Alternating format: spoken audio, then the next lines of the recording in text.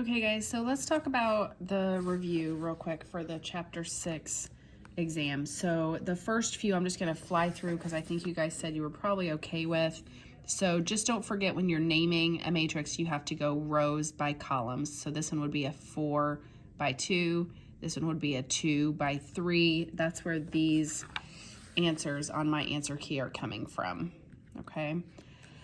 Number 3, I think you said you're pretty much okay with it also. When it says take 5 times A, I took all of these, this is number 3, so A, I took all of those values times 5 to get this one. So 5 times all of those, that's where I got all of this from.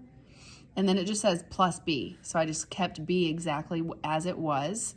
And then I just took these and put them together. So -5 plus 5 is 0, and so on. Same thing with this one. Now this one, one thing I will mention is when it says minus a 2B, what I really did was said plus a negative 2B. So I took all of B times -2, so I got all of those things, and then I added these two together, because if this was a minus sign and I didn't change these signs, I feel like I would forget that.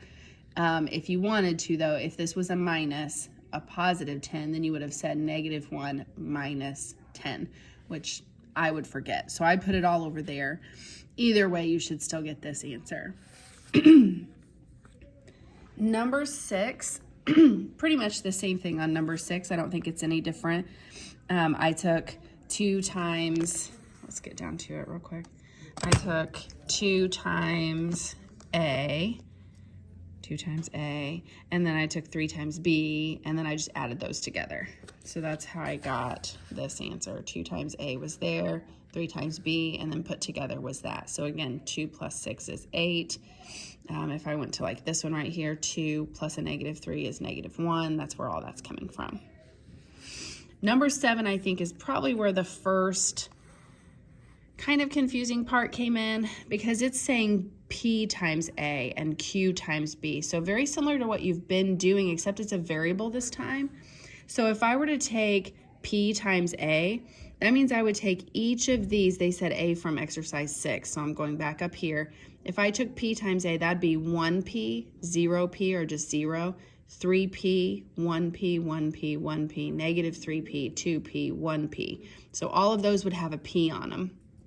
Then Q times B means all of these would have a Q on them. So 2Q, -1Q, and so on. And all of those would equal this. So don't forget that these are just equations. So if this right here was 1P and this one was 2Q, that should equal -3. So that's how I wrote these equations right here. I said, okay, well then 1P plus 2Q equals -3. That's the one I just showed you. The second one that I used was this one right here, where it was 0P, or just 0, plus -1Q equals 1. So how I had this, it really would have been 0P plus a -1Q equals 1. But 0P is really just nothing, it's 0. So that's why I just took this and said, well, let's just solve for Q, and I got -1. Once I had that -1, then I could plug it in up here for Q and say this is really a -2, so that's where this came from once I plugged it in. So 1P minus a 2 equals -3, so if I add 2 to both sides, I get -1. So that's where that information came from. Okay, number 9 is asking me to do lots of different things. So the first one is saying, let's find 2 times B. So I just took B times 2, all of those things times 2. A plus B was adding these together, but I can't do that because they're not the same size.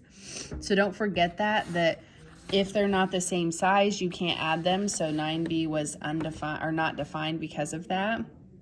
If you're multiplying, if you look on my answer key for part D, they were asking me to multiply. that means that these middle two have to match up. So A, the matrix A was 3 by 2, and B was a 2 by 2, which means this is how they ended up. So the 2's in the middle matched. So that means, yes, I can multiply them. And my answer should be a 3 by 2. Okay? Then setting it up is the part that I think people have a hard time with. So let me pull this down a little bit so you can still see A and B. And let me see if I can make it to where you can see my work also. Goodness gracious. Okay. Okay, so here's A and here's B. And I remember I always have to go across my first one and down my second one. So the 10 and the 3 are here and here and here and here. So they are across here. But this is my first row. So all of these should be 3s and 1s because of this right here. This is 3 and 1. So 3, 1, 3, 1, 3, 1, right? My second row should all be 6, 5. So 6, 5, 6, 5, 6, 5. All of these are my rows going this way. So my 10 and my 3, my 0 and my 5 are there and there. My -2 and my 4 are here and here. -2, 4, -2, 4. And then when I multiply those and add them, I should end up with this matrix over here. So see if that kind of helps you out when you're multiplying. The best thing you can do when you're multiplying matrices is just practice it over and over again. So if you need to pause it for a second, practice that on your own. Make sure you get them in the right order, okay? Okay.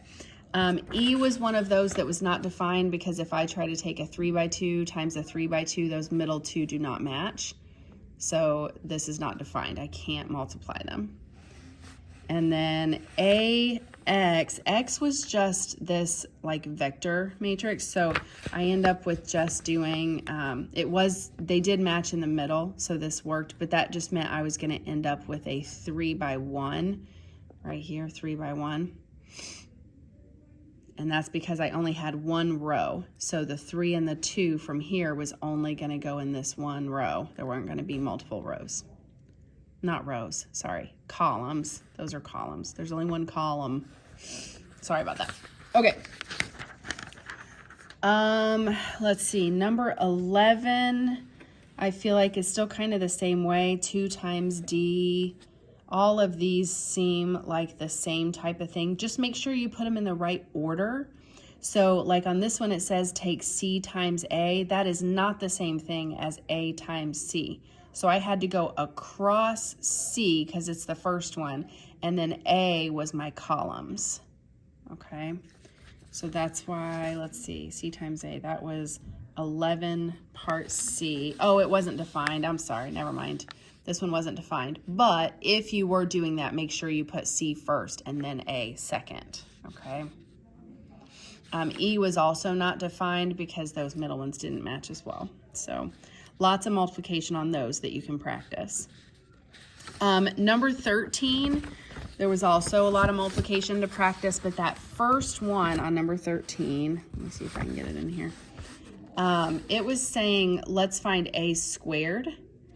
A squared is the same thing as A times A. So I actually wrote that out here so that I would remember, okay, I need to go across it, but I also need to go down it. So this is what that's gonna look like. So just pay special attention to that one. Make sure you know how to do that. Okay, so 13, I think maybe we're okay with. Well, there was also this kind of weird one. So A times B, and then this problem right here was asking me for A times B. Well, if I already found A times B, I could just take A times that result. So that's what I did. On mine, I was like, let's just take A times this guy right here. So I went across A like that, but then I went down this result from this one right here, AB. So I went down 9 and -16. That's where this came from. And so on. Same thing with this one. If I have an A squared times a B, that means I have to do A times A first. and then take that result, which was this one right here, and take that times b. So I went across the result from this first one, across this way, and down b for my second part. So that's where that answer came from. Okay, so again, I'm kind of flying through this, but I'm hoping to slow down right about now, I think, maybe. Really 16 and 17, or 21.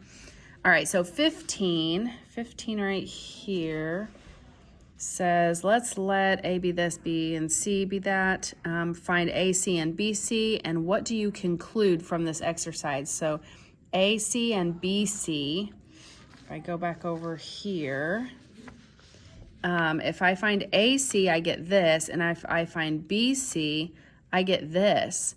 So AC is the same as BC, but that's kind of weird because A and B were not the same. So typically there's a rule that says, like, if I take, I don't know, 2 times 3, and I get the same thing as x times 3, well, that would make me think that 2 and x are the same thing, right? So in math, that works.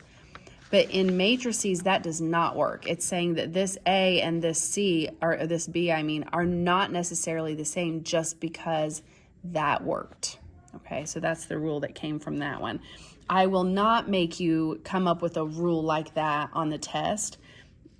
That's just something that you should know moving forward for sure.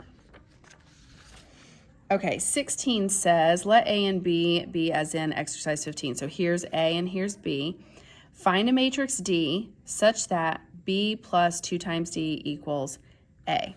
So I wrote that out on here. I said B plus 2 times D equals A. So here's B, I wrote it out. And here's D, or I'm sorry, A, I put it in there. So I left 2D the same, so here's 2D still. But what I did was said, well, let's just solve this equation. So if this were a big, like, I don't know, a 5 or something, I would just subtract 5 from both sides, right? So if I just take this 2 and subtract it away from this 3, I get 1. And if I take this 1 and subtract it away from a negative 1, that gives me negative 2. So if I take this negative 2 minus 0, negative 2. If I take 8 minus 4, I get 4. So that's where all those numbers came from. Then the only thing left with this was a 2. So I can literally say I'm going to divide by 2. I just have to do it to everything in here. So divide 1 by 2, I get 1/2. Negative 2 divided by 2 is negative 1, and so on. So that's where that answer came from. So I was just solving an equation on that one. Okay, let's look at what 21 is wanting. 21 says, let's let A and B be these things. Find a matrix C such that A times C is going to give me B. So they want this, that A times C is going to give me B. So what I know about that, if I'm trying to solve for C, if I want to get rid of A, if these are both matrices, what I need to do is do the inverse of A over here. And it has to go first, then B. So I went through and I found the inverse, which I'm going to talk about slowly in just a second. But I found the inverse of A, which was this. Then I took that times B. So I took this answer and I went across it that way. And I went down B, which I didn't write down, but B from right here, I went down B. And that's how I came up with this final answer. So let's go back with finding inverses. So if I have to find this inverse, that means I have to make this side look like this side, okay? Right now I have no 1s or 0s, so I'm at a basic starting point. I always start in the top left side, top left corner. So when I start in that top left corner right here, if I take a third of this, if I want it to be a 1, I have to multiply or divide by something. That's my rule. I have to multiply or divide by something. So if I divide this by 3 or make it 1/3 times that, that's going to make that a 1. That then in turn makes these two fractions, and this stays a 0, but that's okay. Fractions are going to happen. You have to be okay with that. okay? My next step was to get rid of this one right here. So I got this one to be a 1. Now I'm focused on the one directly below it. And I want it to be a 0. The only way to get a 0 is to add or subtract another row to it. So remember when we did matrices, systems of equations. Let's say I had something like this equals 5, and then I was like, I've got a 4x minus a 2y equals 7, something like that. I would have said, let's take this top one times a -2. That way this would be a -4x, and then that would cancel with this and make it a 0. Or you just don't even have to write that. So I just have to take everything in here times a -2 and put all those together. That is exactly what we're doing here. So when I say I want to get rid of this 5, the only way to do that is to take this one times a -5 and then subtract those, or add those two together. Sorry if I make it negative. So I said I'm going to take row 2 and I'm going to subtract away a 5 times row 1. So I took everything in row 1 times -5 and I wrote it up here, and then I added these two together. 5 and -5 gave me 0. 4 and -10/3 gave me 2/3. A 0 and a -5/3 is -5/3, and a 0 and a 1 gave me a 1. So now I have this one and this one done. Now my job is to get, well, I have two options here. One option would be, so typically I would say, let's make this one a 1 first, but I'm seeing a pretty big opportunity right here. If I subtracted these two, that would make this one a 0 very easily. So I'm thinking, let's do that now while they look alike. If I change this one first, those aren't going to look alike anymore. So I'm going to go ahead and do it kind of out of order this time, and I'm going to subtract those two rows to make this one a 0. That's how I got this right here. I got that to be a 0. I subtracted -5/3 from 1/3. Yeah, so I took 1/3 minus -5/3. That makes it plus 6/3. So that makes it a 2, and so on. So then I've got this one and this one and this one done. Now I just need to make this a 1. Remember, to make something a 1, you have to multiply or divide by something.